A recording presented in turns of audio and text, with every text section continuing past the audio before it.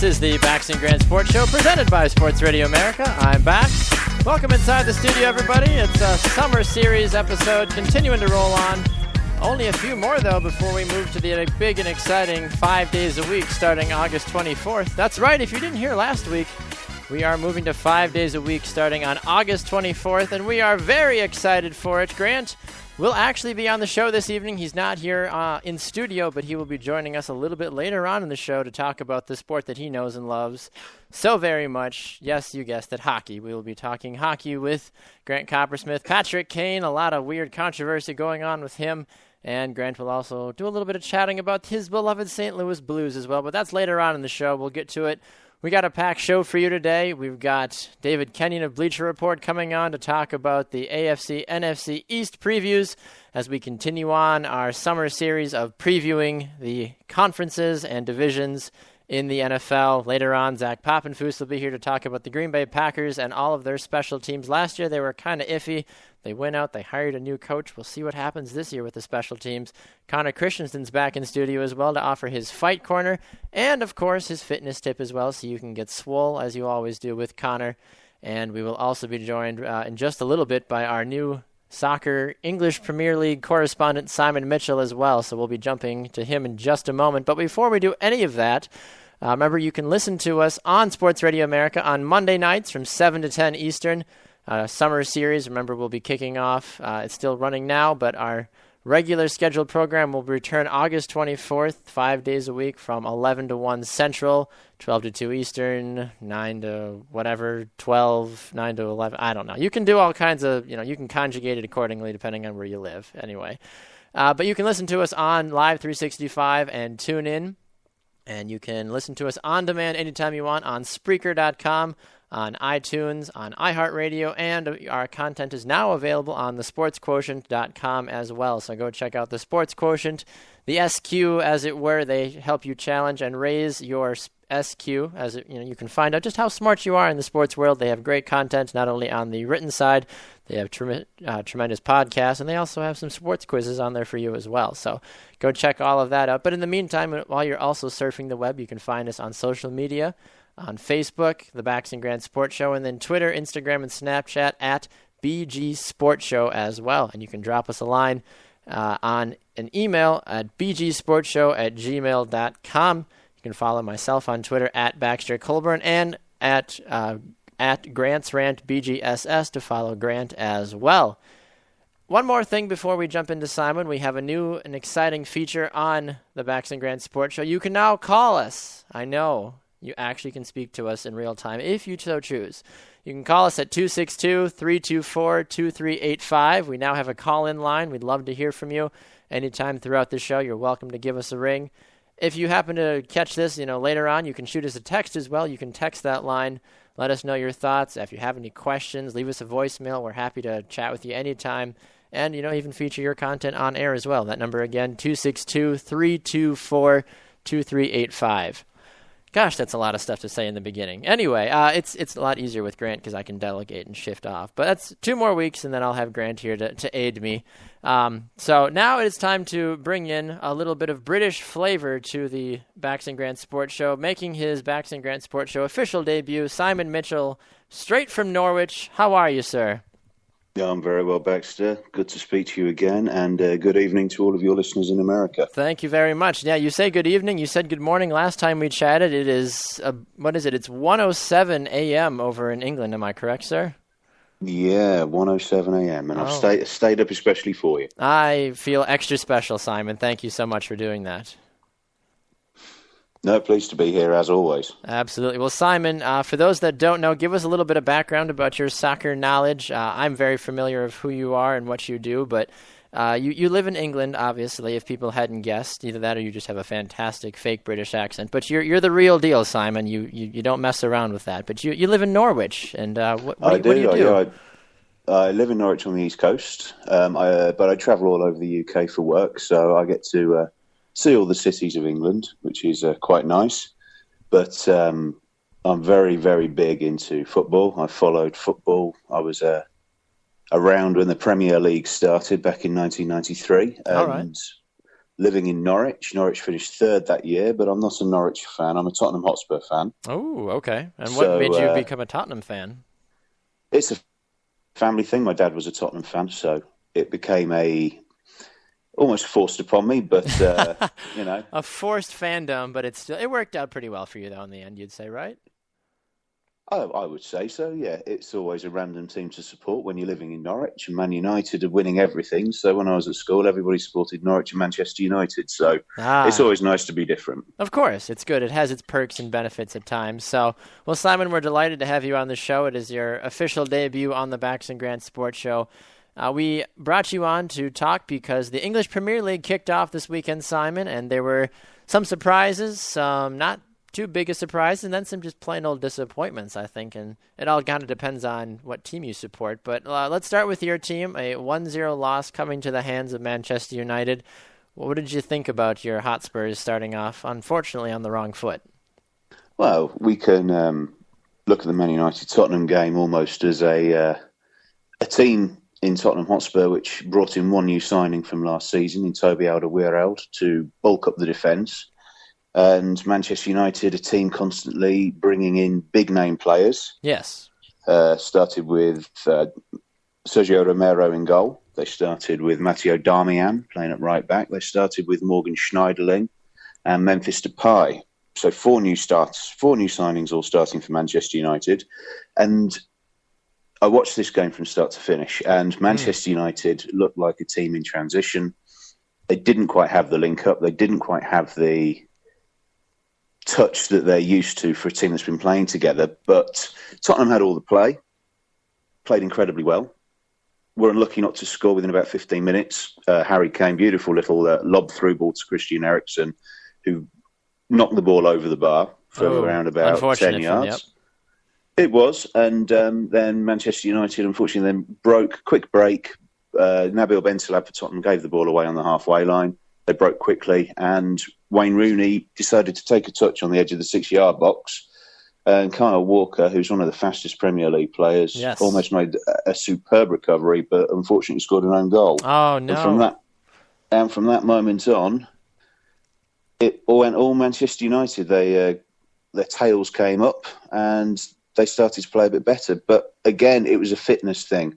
Tottenham are renowned for being a very fit team, renowned last season for scoring last-minute goals, and were very close to equalising within the last minute of the game. But I think it was a fair result on a whole. I'm not disappointed. I think I saw a lot of positives from Tottenham.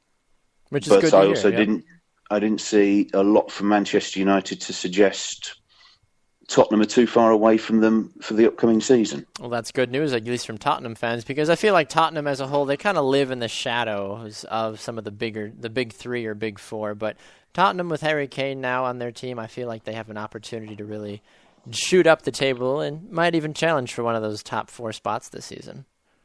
Well, I think that's the ultimate goal. It's constantly a team in transition, and absolutely, it's something that I've always said is that Tottenham needs a little bit of stability. They've got a lot of youth. They've got the youngest squad in the Premier League. They're hoping to bring in a couple more players before the transfer window ends on the 1st of September. Plenty of time. So hopefully that'll change everything. But no, it was overall it was a pretty dull game, to be honest. It wasn't end-to-end stuff, unlike my hometown club, Norwich. Yes, now Norwich loses to Crystal Palace 3-1 on opening day. I don't know much about Crystal Palace. I know that traditionally they aren't the sharpest of teams, but talk a little bit about what happened today, or yesterday, I should say. Yesterday. Well, Norwich were unduly treated. There was a perfectly good goal that they had disallowed when they were 2-1 down, which should have been 2-2. However, Crystal Palace also had a missed penalty opportunity to make it 4-1. So I think everything balanced out in the end. Crystal Palace have changed a lot since they've been in the Premier League. They got promoted with manager Neil Warnock 2 seasons ago. Absolutely. Sacked him when they were in the bottom half of the table and brought in Tony Pulis, who is renowned for keeping teams in the Premier League. He's currently at West Bromwich Albion, who play tomorrow against Manchester City. Which will be an interesting game to watch for sure. I think it will be, to see how Manchester City play. But going back to, Tony Pulis then left at the start of last season. They brought in Ian Holloway. Ian Holloway led them to the bottom of the league, and they brought back their prodigal son, as it was, Alan Pardew, came from Newcastle United and turned them into a very attractive, very good counter-attacking team. Pace down the wings with Yannick Bolasie, Wilfried Zaha, Jason Punch, and they've got some very quick young players. And bringing in Johan Cabaye from PSG as a creative force was a masterstroke. So I see Crystal Palace. They're my dark horses for this season. I think they could do as well as Southampton did last season and finish high up the top half of the table. Most definitely. Interesting. That's good to hear. I mean, you don't hear often like the smaller clubs doing as big making as big a waves as you're suggesting, but that's good to hear that you have faith in them, that they could potentially, make a middle table run, if not a little bit higher. Now, Simon, I'm curious to know your thoughts on how Chelsea did this opening weekend, a 2-2 draw to Swansea. From what I've heard, fans were not too thrilled with how Chelsea finished this game. Well, the Chelsea have had probably one of the strangest pre-seasons. They didn't win a single game in pre-season, which is shocking. Which is unlike Chelsea. Yeah, absolutely. They've been all over the world, playing all sorts of teams. They've been in the States. I believe they've been in Australia. They've been in South Asia. They've played games everywhere. And they've come into the start of the Premier League season as holders, and it's notoriously difficult to retain a title. Especially in the Premier League, yes. And it showed. Jose Mourinho, I was reading the newspaper this morning, saying that he was upset with the medical team because when they were down to 10 men and Eden Hazard had tripped over his own feet, their doctor ran onto the pitch, and the Premier League rule states if they are treated on the pitch, they have to go off the pitch. So they conceded the goal with only 9 men. So it was controversial to say the least. However, Swansea, like Crystal Palace and like a lot of the lower table clubs in the Premier League, are very, very good teams. And unlike La Liga or the Bundesliga or even Ligue 1 in France, there aren't 1 or 2 teams who will dominate. There will be 4 or 5 teams at the top. But every single team in the Premier League, from Watford, Norwich, who got promoted, along with Bournemouth, will all be able to beat some of the top clubs. So I wasn't surprised at the result, but I was surprised at Chelsea's performance. Absolutely. I think even more surprising than how poorly Chelsea played, you have to turn your heads and as someone that is kind of an Arsenal fan, I was just floored at how poorly they played and the fact that West Ham was able to beat them 2-0. Well, West Ham, don't forget, they've had a bit of a different pre-season. They've been playing competitive football. They've played 6 competitive games in the Europa League qualifying. Yes. And they had an embarrassing loss on Thursday, where they got knocked out of the Europa League. They've bounced back with aplomb. And Arsenal, who had the most successful pre-season, who won 3 trophies in pre-season, the Asia Cup, the Emirates Cup, and the Charity Shield, beating Chelsea. Yes. Everybody had them nailed on for the championship. Absolutely. West Ham have come away, they've got a victory, and it's a great start for them. It is. It's a great start for them. It gives West Ham that feeling that, hey, if we can beat Arsenal after they had such a terrific preseason, well, why can't we go out and beat Man U? Why can't we beat Chelsea, maybe City, Liverpool? Liverpool only got a 1-0 victory over Stoke City, and that was a bit of a stellar goal from Coutinho. Coutinho's. It was fabulous. I've got our Sky Sports News on the TV at the moment. I've just shown it again, and it was a spectacular goal. But Absolutely. Again, it was something world-class and out of the ordinary that has had to beat a team like Stoke. However, Stoke did beat Liverpool on the last game of the season 6-1 last year. That's right. Liverpool have done well to turn that result around. Yes, they might be still a little bitter about how that game ended last year. Getting a 6-1 thromping on the last game of the year is not exactly how you want to go out. It's not, no, but to go to Stoke with that hanging over your head, go in there and get a victory is very good. But as I keep saying to my friends, there's 37 more games to go. Exactly. It's a long season. The Premier League is a long season, and I think that followers of the Premier League and just soccer as a whole, they kind of forget, oh yeah, they play 38 games. Like that's a long, if considering how Americans at least view it. I mean, the NFL, they play 16 games, 19 if your team makes it to the Super Bowl. Baseball, well, they play an ungodly amount of games. They play like 150 games. The NBA, they play close to 100 games, I think. But even still, even hockey does a pretty big, a big share as well. And I think people forget just how, like, this is what you guys do. That you guys don't have an NFL, you don't have an NBA in England. So the Premier League is basically the equivalent of the NFL for, the British to Americans, for the transfer. It is, but we also have cricket. You do, yes. We have cricket, and just for your American listeners who do like a little bit of cricket, England regained the Ashes from Australia. Fantastic. With a test to go. Weren't you at a cricket match I saw this last weekend? I was, yeah. I was at Trent Bridge on Friday for the second day of the fourth test. Fantastic. And that was for the England-Australia game, you said? It was, yeah. But we're here to talk about football. I can talk about cricket, but we'll talk about football. Absolutely. We'll have to have you on to talk cricket another time. Now, I am curious really fast. Do you support any American football teams at all? Well, I have teams in every sport. I'm a big sports fan. I follow the San Diego Chargers. Really? I do. I've got a big feeling that they're going to get to the Super Bowl this year. I don't think they'll win it, but I'm really backing them. I've seen a lot of the preseason. I've seen a lot of what they're saying. They kept hold of Philip Rivers. There's a lot of talk about him leaving, but they've kept hold of him, and I think this is going to be their season. But again, goodness. I That's decided good to to start. know. Well, yeah, I've got the Chargers. I started watching baseball this season. I decided to. I love a bit of fantasy sports, so Okay. I decided to join a fantasy baseball draft. I knew nothing about baseball, so You and me both. I went into my local sports store. I bought a Chicago White Sox baseball hat, and I decided I'm going to follow these White Sox. So I've been following them all season. However, I backed the Diamondbacks to win, which was a poor decision. They seem to be way off.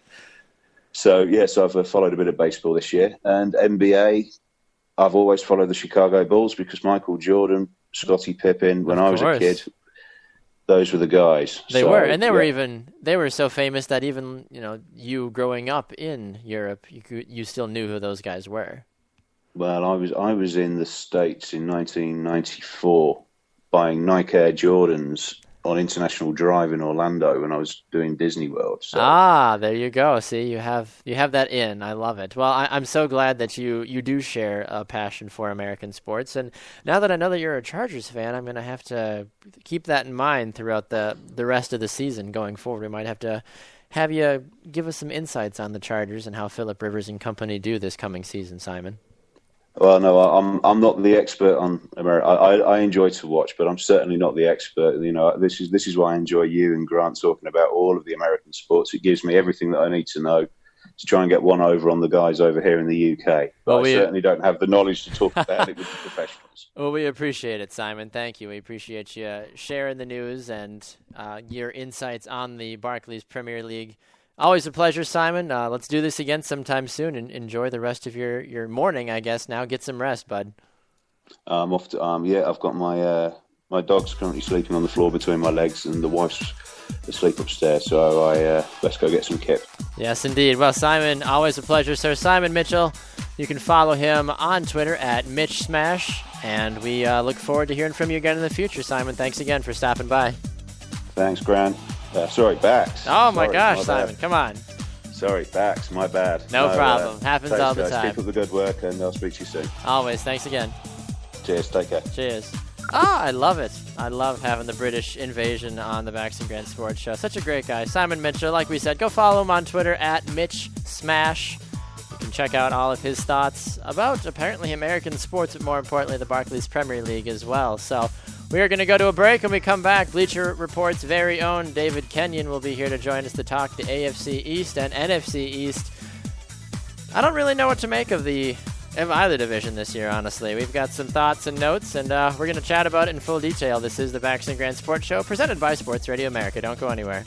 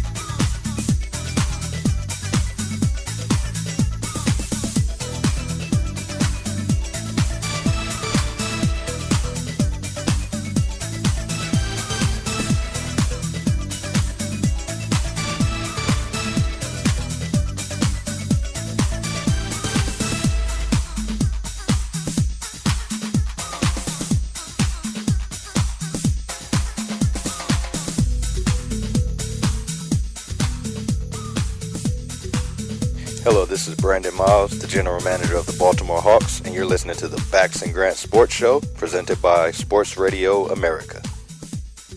Welcome back to the Bax and Grant Sports Show, presented by Sports Radio America. I'm Bax. No Grant. Grant is off for the summer, but we managed to find a tin can long enough to reach from North Dakota all the way to beautiful and lovely Milwaukee, Wisconsin, and he'll be able to join us a little bit later on in the show, talking all the controversies surrounding Patrick Kane and the alleged rape case against him, and hopefully Grant can help us clear up some of the details on that. And he'll also be talking about his beloved St. Louis Blues as well. It's been a while since we've had a dose of hockey on the show. We had Jess Landini back when the Chicago Blackhawks won the NHL Stanley Cup, and I know Grant was not thrilled about that, but you gotta add a little Blackhawk flavor to the show sometimes. We're a Midwest-based show. We got to make sure we feature all the good teams around here. So we appreciate all of you listening and watching. Remember, you can check us out Monday nights on sportsradioamerica.com, Live 365, and tune in from 7 to 10 Eastern.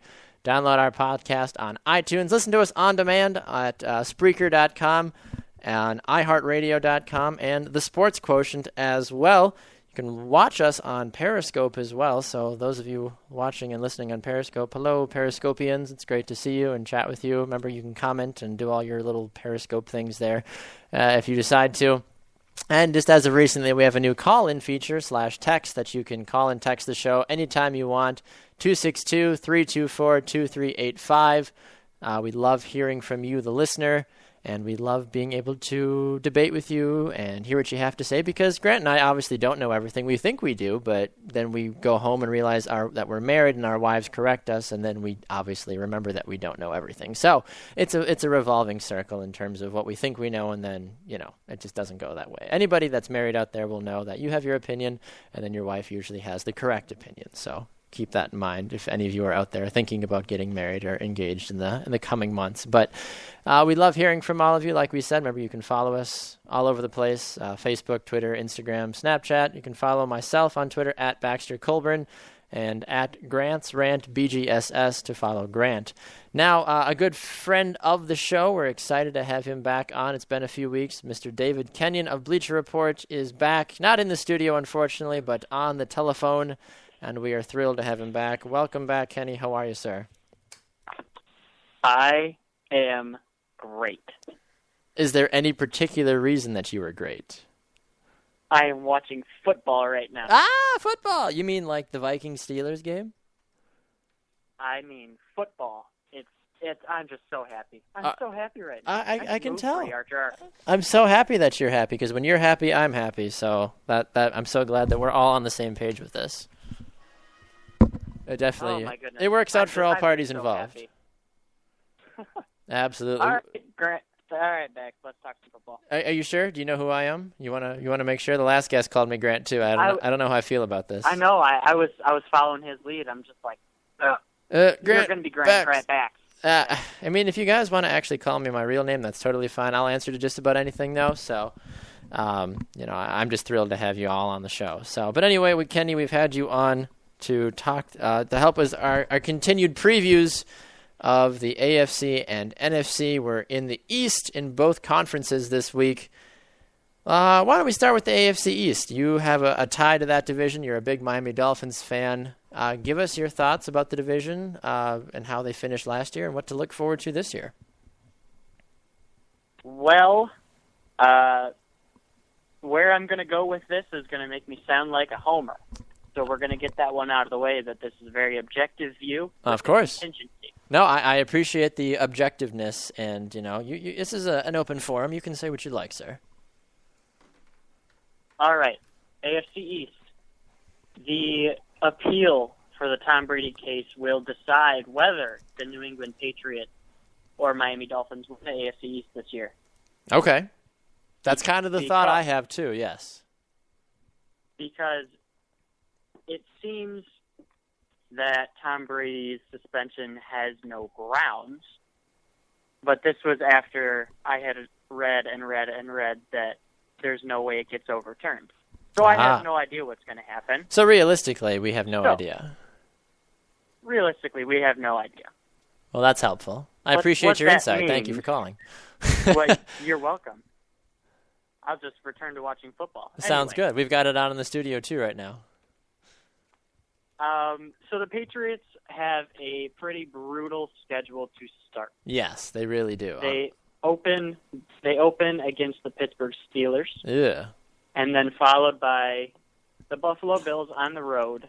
They do get Jacksonville before a bye week, and then they go to Dallas, and then they go to Indianapolis. Theoretically, that's when Tom Brady returns. Which would be quite the But coming back party. That would be quite the coming back party for sure. It's almost like they planned So here's it that the deal. way. I'm pretty sure they did. But what do I know? Well, what do we know? Exactly. So here's the deal. Yes. If Brady is suspended for 4 games, there's a very realistic chance that New England starts 1-3. Buffalo, for some reason, gives New England lots of trouble, especially with the defense. It's only getting better. And if Jimmy Garoppolo, the second-year player, Yes. is in there and not Brady, there's a very, very, very good chance that Buffalo steals that game. Do you not think that Miami, Matty on the Flynn's other- going to get some playing time, though? No, that would be Garoppolo. He's been the one stepping in Brady's spot. They've had Garoppolo working in practice more, according to all the reports coming out of New England. Fair enough. And Miami, on the other hand, Yes. they upgraded big time. They did get Sue. He was the big name addition. Absolutely. Solidifies their defensive line with Olivier Vernon and Cameron Wake. That's going to be a very dangerous defensive line. That is, yeah. But It's what going I- to be very dangerous to go against. Absolutely. I really like what they did on offense, though. They got rid of Mike Wallace. I'm sure Connor will love Mike Wallace in Minnesota. Not so much. But anyway, they picked Devontae Parker in the first round of the draft. That was huge. They acquired Kenny Stills. Oh, you're playing for them this year? Yeah, I am. Oh, Kenny Still. I'm sorry, Kenny Stills. Not okay. I'm sorry. Kenny Stills, of course. Common And they also common signed misconception. Jordan. Of course. They also signed Jordan Cameron, a tight end from the Browns. If he can stay healthy this year, that'd be a good thing. Mm-hmm. But then they also have Jarvis Landry, a rookie who caught over 80 passes last year. And then Lamar Miller. They don't have the, prideful tie to Daniel Thomas, who was a second-round pick, running back out of Kansas State, but was a complete bust. It's Lamar Miller's backfield now. Ryan Tannehill's better. Absolutely. Reports say his deep ball is looking better, more consistent, and that was his biggest issue. So Miami's really looking like a very big threat. I would agree. So then it comes down to, is Brady suspended, and is Miami winning the AFC East, or is Brady not suspended, and the Patriots are getting the AFC East, and Miami comes in with the wild card spot? Do you think even if Brady doesn't get suspended, that Miami has a big enough chance, though, to make a push? Or is it still Brady's healthy, there's no chance for Miami to win the division? I think it all comes down to this. The season is not decided in the first 8 weeks of the year, but it sure can be lost. Yes. And this is the thing. The Patriots and Dolphins play in Week 8. It's a Thursday night game. And up to that point, there's a very, very realistic chance that the Patriots are 2-4. And then after that game, there's a very realistic chance that they would be I'm sorry. Hold on a second. I want to make sure I have this right. Understandable. Yep, 2-4 going into that game. Yes. And 2-5 after. That's an absolute worst-case scenario. But Pittsburgh, Buffalo, Dallas, Indy, and Miami, Those are big games to start off. those are some pretty big games. Miami, on the other hand, Washington, Jacksonville, Buffalo, and the New York Jets. Yes. 2 tough games, Of course. good defenses. Yep. The New York game is in London, but then also Tennessee and Houston, who will be without Arian Foster. Yes. There's a very good chance Miami starts 5-1 heading into New England.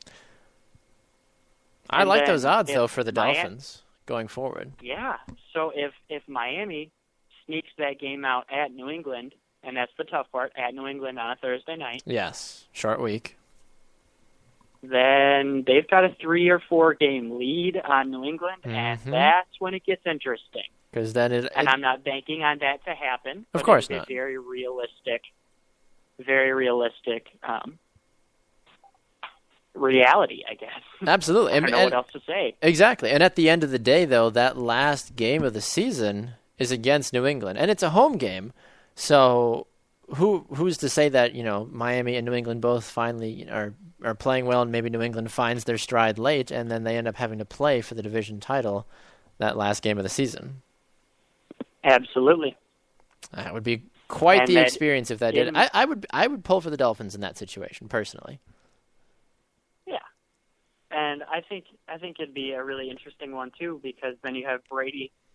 He's totally ready to go by week 17. If it comes down to a week 17 game and it's in Miami, that would be the most entertaining game. Because if it's in New England, not I don't feeling know if Miami has the defense to do that when it's snowing against Brady in his home territory. But in Miami, that's hard. Yeah, but in Miami, can happen.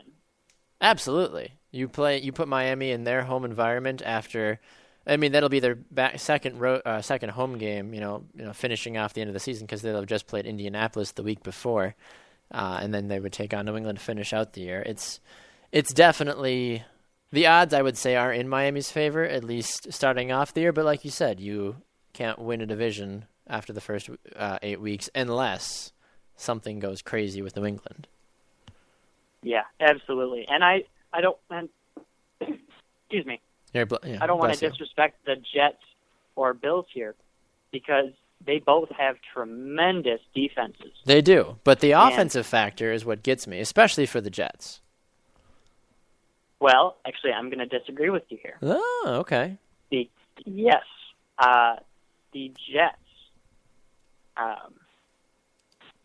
they have struggled in the past. Absolutely. But what they did is they brought in Chan Gailey as the offensive coordinator. Okay. And Chan Gailey is an absolutely tremendous quarterbacks coach.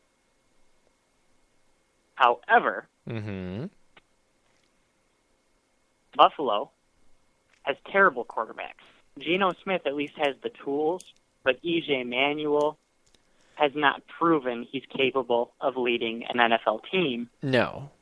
And that's a big problem for Buffalo. They have the great defense, but E.J. Manuel, Matt Castle, and Tyrod Taylor, and Matt Sims, that's not going to happen. Do you take Castle out of those four, or do you flip a coin with E.J. Manuel and say a prayer? The weirdest one is that I've heard Tyrod Taylor has looked the best. Oh my gosh! So it's a mess. Is there any free agent quarterback hanging around right now that they could go sign? He'd be signed if he was worth it by now. Fair. That's very true. Very true. The thing is, New York, with trading for Brandon Marshall, they have Eric Decker, Jason Amaro. They picked up Devin Smith in the draft. Yep. As long as he can come back from a punctured lung, which is a pretty scary injury. Oh, yeah.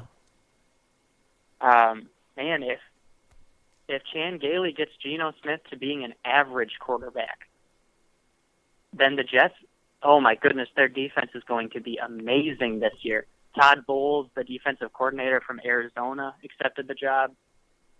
And he's a very creative blitz schemer, but he doesn't rely on extra pressure from secondary men. Arizona was very good at bringing pressure out of the secondary, but yes. It's not a requirement, especially with the front seven that the Jets have. It's going to be a very fascinating Jets team to watch.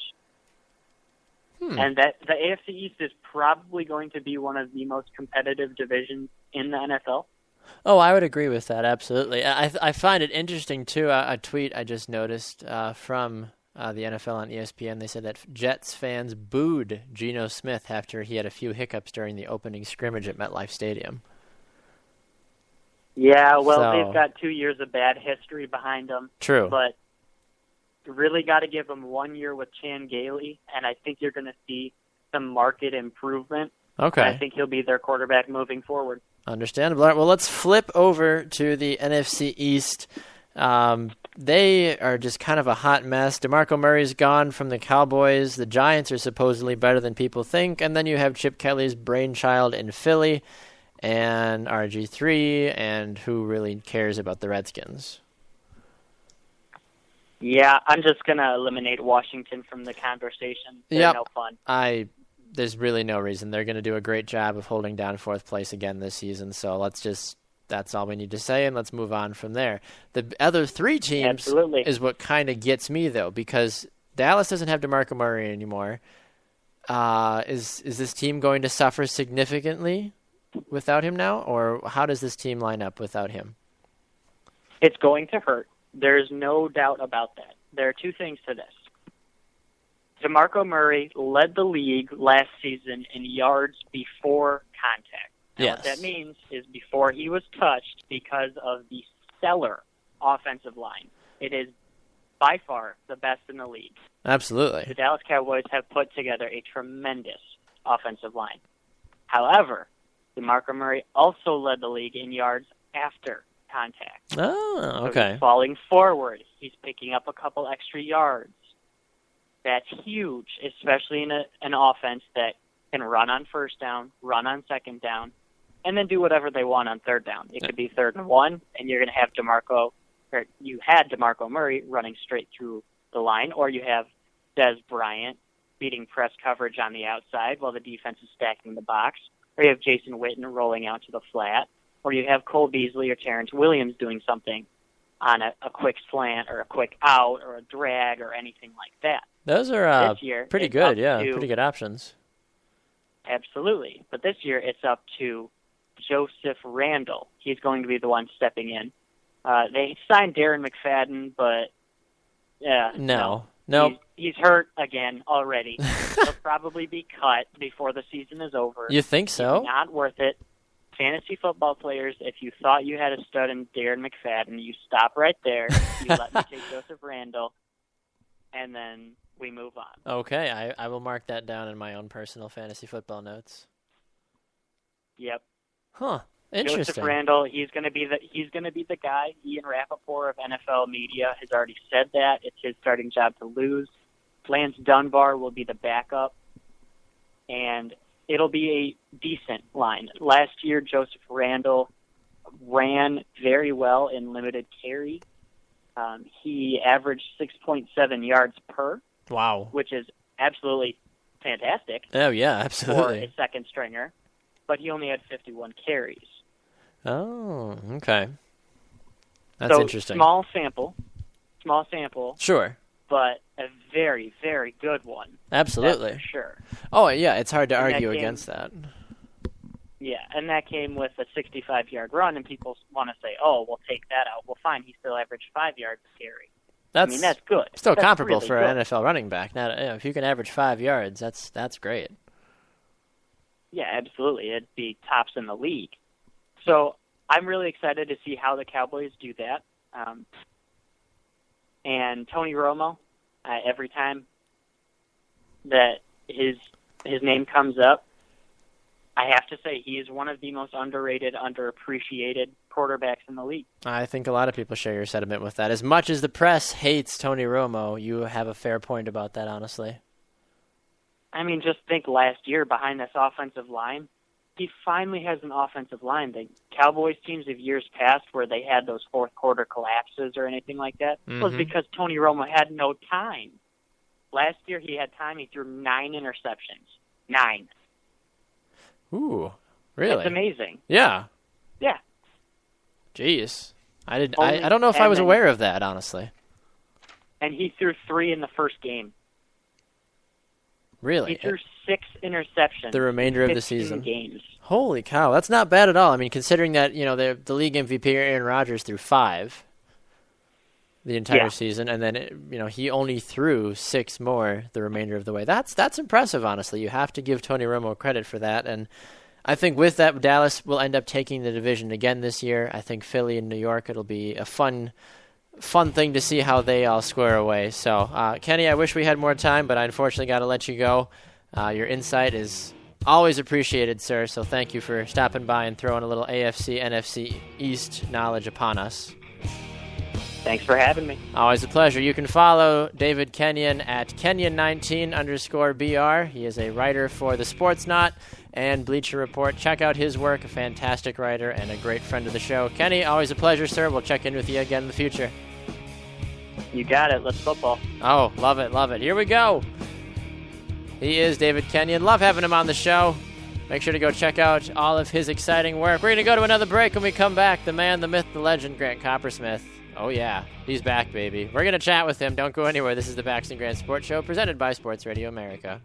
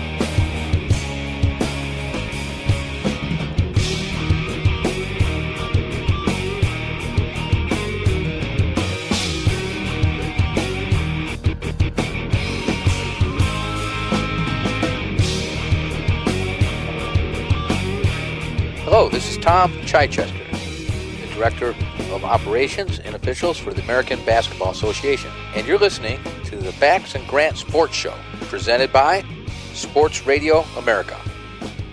Welcome back to the Bax and Grant Sports Show, presented by Sports Radio America. I'm Baxter Colburn, joined alongside... Grant. Hello, Grant. Welcome, sir. Oh, hello. Oh, Hello. Hello, Grant. Hi, Grant Coppersmith, the Grant Coppersmith. How are you? Oh, I'm doing great. I have returned. Oh, hello. Welcome back. Are you back in the great cheese state of Wisconsin, or are you still west in the Great Plains Nation? Oh, I am bumming out in Rolla, North Dakota right now. Fatty style. It's going great. Where? What? Is that even are you just making up random places in North Dakota? No, fun story. Getting over here, I parked in the first town over, which is St. John, but I started getting a Canadian Tower, of all things.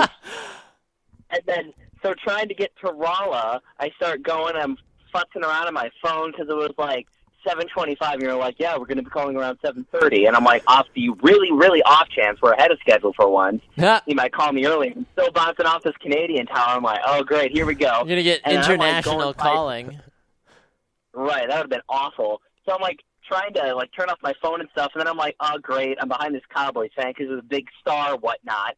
Oh, this is going around. The guy's going slow until I realize, by the way, I just got a new car, so I don't have the plates on it yet. Oh. So I'm driving a car with no plates, going over the speed limit, playing on my phone, and it's not a guy who's a Cowboys fan. It's a county sheriff that I'm in front of.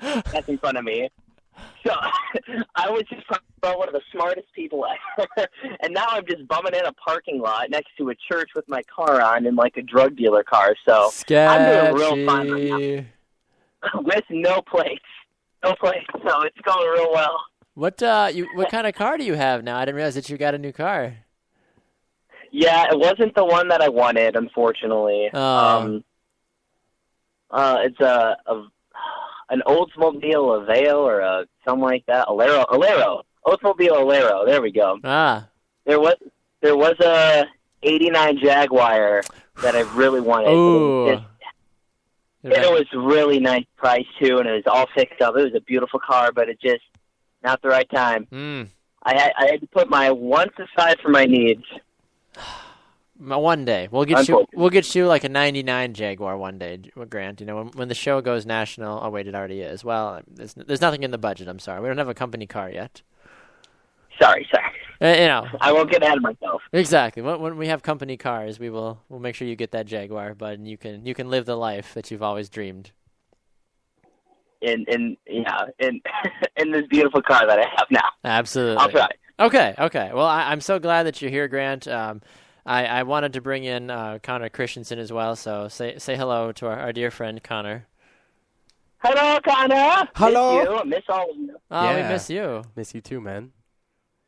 We'll be great to have you back here. Hopefully in another week or two. You said you're trying to figure all of that out, but it'll be great to have you back, man. But we want to have you talk a little bit about the Patrick Kane incident that's going on. There's all kinds of weird details going on, and then you wanted to talk about that. You wanted to talk about the Blues, but you had an interesting avenue you wanted to take based off of everything happening with Patrick Kane as well. So the floor is yours, Grant, and Connor and I will obviously chime in accordingly. Right. Okay, so for those of you that don't know, forward for the Chicago Blackhawks just won his third Stanley Cup. Patrick Kane, he's now not charged, but he is under investigation. That's the right word. He's under investigation for a rape charge right now. Like I said, not charged yet, but this happened in Buffalo, New York, supposedly. He was out at a bar, invited two women over to his lake house, and followed one into a room and supposedly raped her. Once the girls left, they went to a hospital where they performed a rape kit, which, if you don't know, I do since I watched enough Law and Order Special Victims Unit. Therefore, you are a specialist in this. Yes. Okay. Definitely an expert. Yes, therefore I am an expert. But if you don't know what that is, it's basically like a procedure that they go through. If somebody says they were supposedly raped, they go through, take pictures, take samples, yada, yada, yada. Yes. So when I went through all that, for right now, that is under investigation. Patrick Kane did have plans on the 8th to do this whole thing with the Stanley Cup, because that was his specific day with the Stanley Cup. Yes. All those plans were canceled. But just a new thing that was released to the press was that the female involved, the accuser, had a bite mark on her, which my thing is, a hockey player has teeth? What? That's a news development. That should be its news story. Breaking news, hockey player has teeth. Whoa! Say it ain't so, Grant. Say it ain't so. Yeah, but so supposedly bite marks and scratches that made her bleed. So that is supposedly evidence, but Patrick Kane's new attorney just came out with saying actually that there have been, and didn't give any details or specifics, but said that there have been a couple allegations throughout the last couple of days that have actually proven false. So there's a lot of cloud right now to this and what's going on. So it might be looking really bad for the Blackhawks, because they just traded away some of their key players, and now they might be losing Patrick Kane. Which would be detrimental to the team's development and potential success this year. Definitely. And here's an interesting thing. You were talking about it before. That is, if it does find out that he raped somebody, will something actually become of it? Will anything actually happen, because he is an athlete? And therefore, he can do no wrong, Grant. You should just know this by now. Right, and look at some of the athletes that have committed crimes, especially in the NFL. It's been going on a lot lately. It seems to be the thing to do, unfortunately. Yeah, with breaking law, there was just 49ers linebacker Aldon Smith getting a DUI for not the first time. Guyon from the Packers, I believe it was Guyon, who was down in Florida. Guyon, yep. LaTroy Guyon getting caught with all his money, the unregistered gun in the state of Florida, and the high amount of marijuana in his car. Then you have, of course, Ray Rice, the Adrian Peterson thing, and that's just football.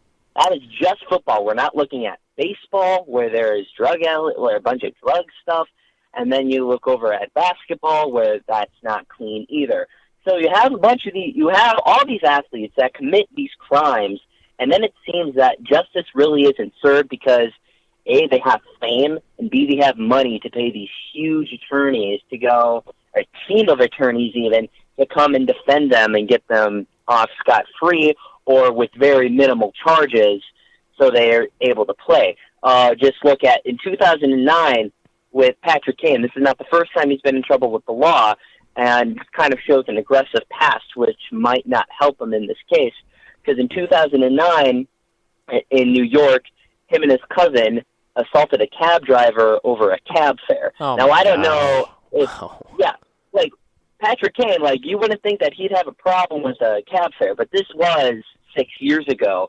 So he wasn't how making. much money did he have? Yeah, I was going to say he wasn't making. Right. But even still, the low-grade NHL players, you can still Right. afford a dang cab fare, for gosh sakes. Yeah.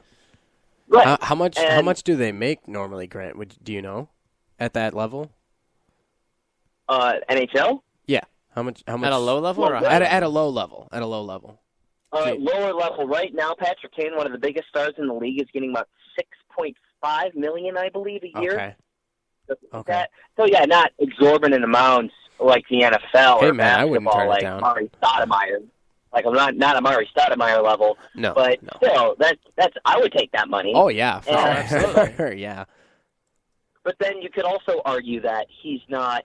He at that time wasn't a huge league player, so it would have been. There probably wasn't like a big charge that he had to fight off. But all he got was he pleaded guilty, and all he had to do was apologize. Oh my gosh! Interesting.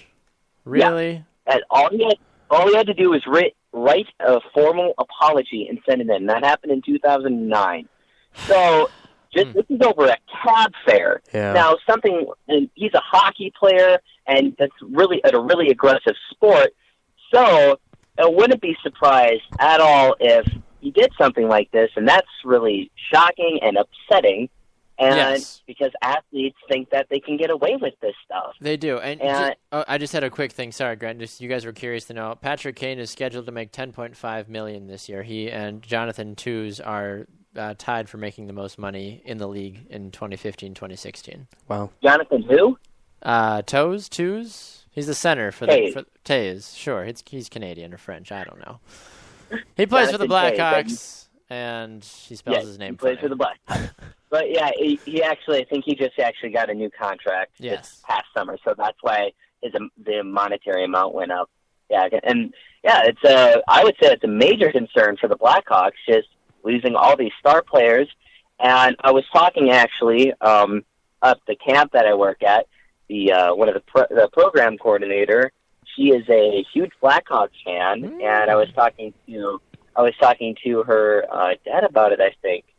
And they were saying that the dynasty is probably over because with cap problems that the Blackhawks have had now Yep. and having to trade away all these players. And now with this new Patrick Kane situation, is he going to be back or is he going to be in prison? Or is the league just going to – the league will probably suspend him even though – well, if the NHL is going to take a page out of the NFL book, even though he's not proven guilty in a court of law, we're going to still charge him for a whole season. Adrian Peterson, not bitter about it. But Thank you. Grant. Thank you. Appreciate that. He's back, baby. yeah, so it raises a question with how much fame does the sports role? It's not even really the superstar's fault, but how much fame that they get. But then it just goes to their head, and then they feel like they can get away with anything. So that's kind of like, it's not just this Patrick Kane situation. It's happened a lot, like this NFL offseason. Just this last couple of years, I felt like it has been a big problem. It's honestly almost been embarrassing to be a sports fan because of how many people continuing to get hurt, or not to get hurt, they're getting hurt because of actions of professional athletes. And I'm just going to make a side comment, Grant. When was the last time you heard of a soccer player committing a crime like this? Just something to think about. I have heard of soccer players having bite marks. Yes, but that usually happens during the game, Grant. It doesn't happen outside the game.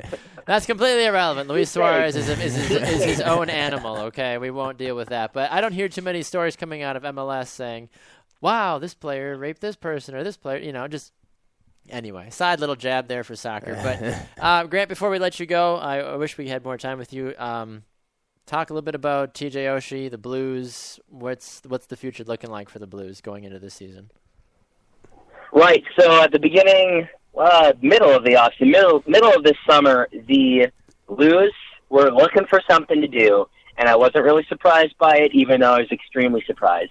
I knew people were wondering if they were going to do anything. Yes. Because there was a lot of people calling for Ken Hitchcock's head. The Blues signed him for one more year because, if you don't know, the Blues now have had spectacular regular seasons and then have gone in and lost in the first round of the playoffs. And this year, Minnesota Wild being probably the least of the three. They lost to the LA Kings 2 years ago and 3 seasons ago, Chicago Blackhawks 2 seasons ago, and now the Minnesota Wild last season. Mm-hmm. So, and after having spectacular seasons, and now people are questioning what's happening to this Blues team. And they signed Ken Hitchcock for one more year, and then people say, okay, so what else are you going to do? So they looked at their lines, and they were like, you know what? Apparently they were like, TJ Oshie just isn't working for us, which he wasn't putting up gaudy numbers. He was a little bit disappointing the last couple seasons. They weren't bad. He put up 19 goals, 36 assists in 72 games this last season. So it's not horrible, but from one of your star players, it's not the greatest. You want to look for a little bit more production. I'd say I'd be, if he had 10 more goals, it'd be a lot better. But then the big problem is David Backes and him combined, TJ Oshie combined, only had 3 points the entire playoffs. And that's a big problem. Those are the big offensive contributors, and that has been the big problem with TJ Oshie, is that he does not contribute in the playoffs, and that is where the Blues are having problems. So what they did, and it makes sense. So what they did is they traded TJ Oshie for Troy Brouwer, third-round draft pick of the upcoming draft, and a goalie, Phoenix Copley, who played in the AHL. All right. So maybe a prospect goalie, which the Blues need a goalie, even though they have 2, I'd say B-plus goaltenders. So the goaltending issue is still slightly concerned. If Elliott or Allen can show up, then goalie problem is taken care of, because they have 2 all right, kind of good goaltenders, but not excellent goaltenders. So that is something that I think the Blues should still be working on. Mm-hmm. Now TJ Oshie, I think he's going to do better in Washington than he did in St. Louis, because TJ Oshie, I feel like, is going to be a more explosive offensive player, even playing next to Alexander Ovechkin and Nicholas Backstrom, who are fantastic players and will steal a lot of the goals maybe from him. But I think possibly playing on the second line, he's going to be an excellent second-line contributor, maybe even if they throw him in the first line, because the Capitals have a high offense, high power, high caliber, explosive team. Yes, and I feel like absolutely. I think he's going to fit well with that. And Troy Brouwer, he used to play for the Blackhawks, which I would argue, and he played with them for 5 seasons, I would argue he's more of a grinded-out, blue-collar player, which, pardon the pun, that's what the Blues are. They're a yes. blue-collar team. It fits perfectly. It really does, yes, absolutely. Well, Grant, I have to cut you short, unfortunately, Grant. We got to get to a break, but it's been great chatting with you, man, and we look forward to hearing from you again hopefully next week, all right? All right, thank you. No problem, man. Grant Coppersmith, always a pleasure. Follow him on Twitter at GrantsRantBGSS. Grant Coppersmith, the co-host of the Backs and Grant Sports Show. Always a pleasure, and we look forward to chatting with him again in the future. We're going to go to a break. When we come back, Zach Poppenfuss, Connor Christensen, wrap up the Backs and Grant Sports Show, presented by Sports Radio America. Don't go anywhere.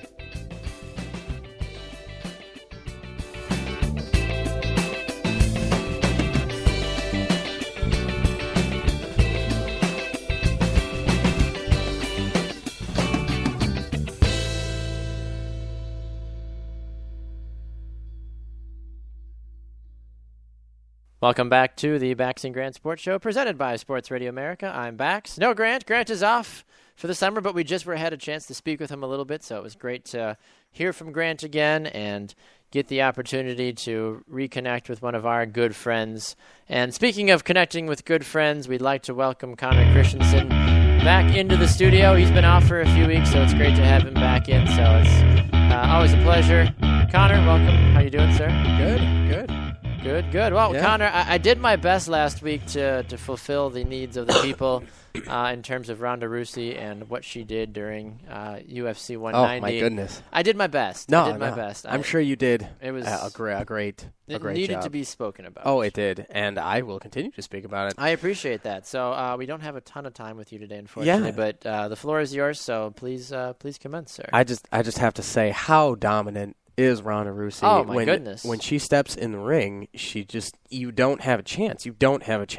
I think it was 3 weeks ago, I talked about one of the women's fights, and she was looking for, Miesha Tate was looking for a chance to dethrone Ronda Rousey, yes, who was preparing to fight Beth Coria, and Tate didn't think that Beth was going to win, and I instantly jumped on that train because, no one has proven that they are able to beat Ronda, and I went on record 3 weeks ago saying that Rousey was going to win the fight in the first round, and sure enough. And I was right. She not only won in the first round, she won in 34 seconds.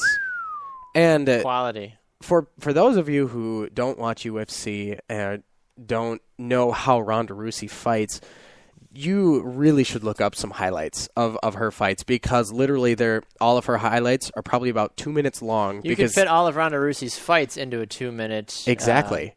Yeah. Exactly.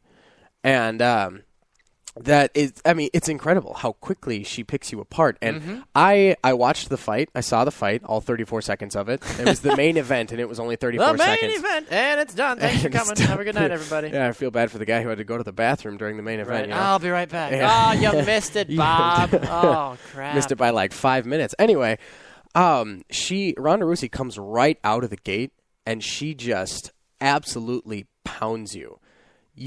There's a lot of people think that she is not very technically skilled because she looks like a brawler. She comes out and she just throws punches. She just gets in your face. But she is extremely technical with her takedowns and all sorts of other things that she's able to do. Her punches are accurate. They're powerful. She has a lot of really, really solid technique. But the biggest thing is she is just relentless. Yes. So Beth did not even have a chance to relax, set herself, anything like that. And that's one of the things you learn in self-defense is that you need to be able to relax yourself. You need to be able to think clearly. You need to be able to react to what they're doing. And Ronda does not let you have that time to do that. So 34 seconds was all it took. She backed her up against the cage, punched her in the face, and she dropped down, and then it was pretty much over from there. Once you get to that point, there's really not much that can happen to get out of that, usually. No. It's extremely difficult. Even the most skilled fighters, that's a hard position to get out of. If you're able to, then you are... There are fighters who have been able to do that. Fighters that come to mind... Chuck Liddell, Tito Ortiz, the Forrest Griffin. He would. Oh man, that dude had a strong chin. But strong chin. I haven't heard. I've heard of a strong jawline, not necessarily a strong chin. Yeah, when in the fighting world, if you have a strong chin, you're able to take a lot of pain without going down. It's I don't know if it means that you've lost so many brain cells that you can just not be affected by it, probably. Or if it's just that's probably the more the real reason.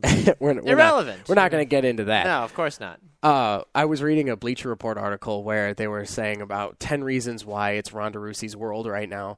And I'm going to skip over the ones that were about her as like an endorsement, because a lot of companies want her name on their stuff. Yes. I think Reebok did something with her the other day. I'm going to skip over those. She has a new movie coming out, which she's starring in. Her her biography. I hope so. Yeah, and she's going to be starring in it, which doesn't happen normally. Well, she's going to be herself. She is going to be herself, but a lot of times they pay an actor to do that for you. You don't have to be yourself. So it's why would you not want it's a Ronda big Rousey to be deal. Ronda Rousey? No, you would. You definitely Really? would. But there are a lot of reasons why she is a big deal, and one that really stuck out to me was that there are fighters all over the world that are terrified of her. Oh, I'm Like- terrified of her. I don't even have to fight her. I read a quote from Conor McGregor, if you've heard the name. Yes, he is of one course. of the fiercest UFC fighters. He is a featherweight, which is 145 pounds, which is only 10 pounds heavier than Miss Rousey. But he came out and said that, you know, he embraced her, is how he put it. He embraced her one day after seeing her, and he said that her shoulders and back muscles were the strongest that he had ever felt in his life, and that if they ever had to fight, that he knows that she would just drop him on his head and he would be done. Oh, and my. to have Conor McGregor come out and say that, I say Connor's a Yeah. pretty strong guy. he's ridiculous. He is an animal. I can't wait to talk about him when he gets a fight. But to have that amount of respect from such a high level fighter, that shows you right there how powerful Ronda Rousey is, and there is absolutely no one who's going to dethrone her anytime soon. No, absolutely not. All right, well, Connor, I'd love to hear your fitness tip this week before we gotta scoot out. So I'm going to try something with my fitness tip. Okay. It's been this idea that I've had for a while. I mentioned a little scared. You're going outside. You're going off script. I don't know what you want. I mentioned this to you a little while ago. Yes. Maybe it was a month ago. Okay. But it was we talk about sports all day. Yes. So what if people want to learn or want to know how to become better at a specific Yes. Yep. Absolutely. area in a sport? So.